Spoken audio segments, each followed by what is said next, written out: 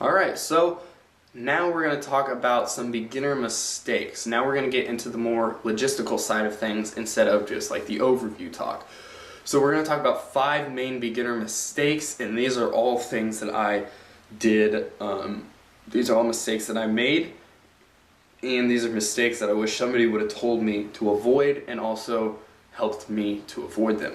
So the first one we're going to talk about is giving up too fast, right? So if you are working out all the time and you feel as though, like first couple of weeks you're pushing yourself because it's, you're not used to this and it feels like you're really taxing yourself, you're going to kind of feel like giving up because like you've been going hard for 2 weeks, you haven't really seen much progress, and so you decide, alright, I'm probably going to have to give up now, this doesn't work, blah blah blah.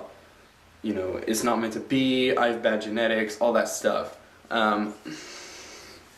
So don't give up, keep pushing yourself, keep learning through these videos, keep implementing what's in them, and you will be on your way. So the second thing is ego lifting. So this is basically when you are strong enough to throw 135 on the bench press for 4 sets of 6, and for some reason you try to put 185 on the bar for bench press for 4 sets of 6. You end up performing very bad form and like you're bouncing it way too much, and this is bad because you end up getting less of a good workout in because you're trying to either impress somebody or you're competing against somebody else in the gym, which also is a very bad thing to do, compete against yourself and not other people. But do not ego lift. Use the weight that you can use. Another big one is like curls. People want to do the rocking motion. Listen, it's not about how much weight you can lift. It's about how well you can lift the actual weight. Alright, on to number 3, and this is going into the gym without a plan. So I'm going to show you how to build your plan throughout the video, and you're going to learn some in the beginner section, but not having a plan when you go into the gym is a very bad idea. This is when people go to a machine that they don't know how to use and start to do random exercises, and then they end up either doing way too little and then leaving the gym before they should, or they end up doing way too much and end up wasting a lot of time because they didn't need to do all that extra work. So have a plan when you go into the gym. Once you learn how to make your own plan, it's going to be super simple and you're going to be able to do it every single time. I definitely recommend that you write down all of your workouts. It's important that you write your workouts down just so that you can see, look, okay, after I did this exercise, I'm going to do these 2 exercises, and then I got 2 more exercises after that. Something like that. It's the best way to do it, and then you can even look back on your workouts if you ever are like having a hard time figuring out what you need to do, something like that. I would recommend that you write down your workouts.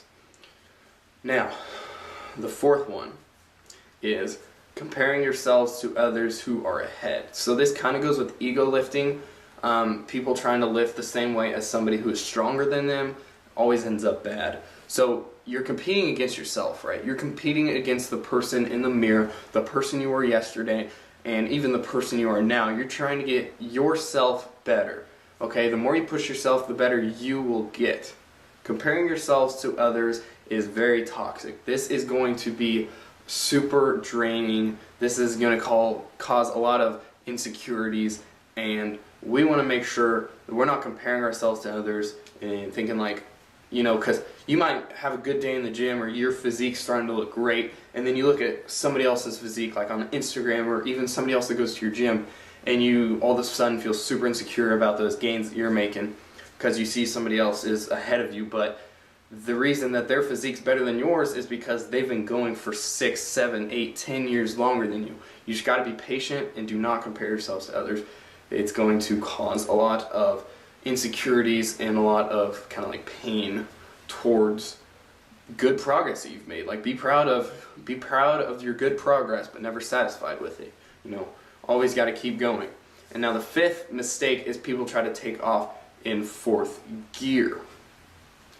So basically what that means is, in talking in car terms, 4th gear, so like if you're driving a manual, right? It's got 1st gear, 2nd gear, 3rd gear, 4th gear, 5th gear, 6th gear.